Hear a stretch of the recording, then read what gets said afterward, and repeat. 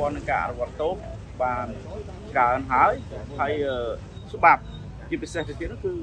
ច្បាប់បានអនុញ្ញាតឲ្យមានការប្តឹងស្រូបទោសមកតុលាការចុងក្រោយគឺតុលាការកំពូលនេះបាទនេះជាហេតុផលដែលយើងលើកឡើងតុលាការអត់ទាន់សម្រេចទេតុលាការនឹងប្រកាសនៅថ្ងៃទី24ខែតុលា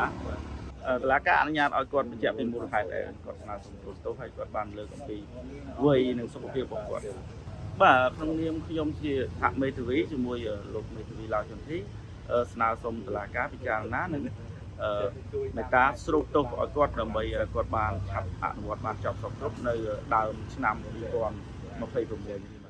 ពួកការអត់ចាពីពួកខែហ្នឹងចា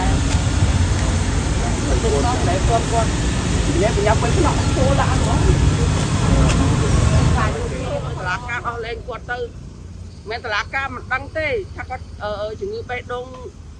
ដាក់សួរឲ្យគាត់ពេញនឹងហើយមិនតឡាការមិនដឹងឲ្យដឹងប៉ុន្តែគាត់នៅគុំខ្លួនប្តីខ្ញុំទុកទៀតហើយអត់ដែរបានចេះស្ទាបប្តីខ្ញុំបានគាត់ទៅក្រៅឃុំក្នុងមួយខែគាត់ទៅយកឈាមមើលពិនិត្យសុខភាពម្ដងឃើញមុខប្តីពីចម្ងាយទៅខាងសួរសុខទុក្ខប្តីថាសុខភាពបងឯងមិនហើយអត់ក៏បាន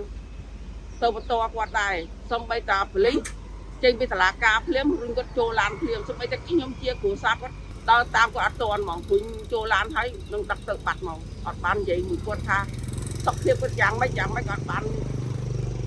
និយាយបន្ទាល់អីអត់ហើយកូនខ្ញុំមីទូចហ្នឹងចង់អោបប៉ាក៏អត់បានអោបដែរគាត់រុញចូលឡានយកទៅបាត់ហើយហ្នឹងដូចថាវានេះហ្មងខោខើហ្មង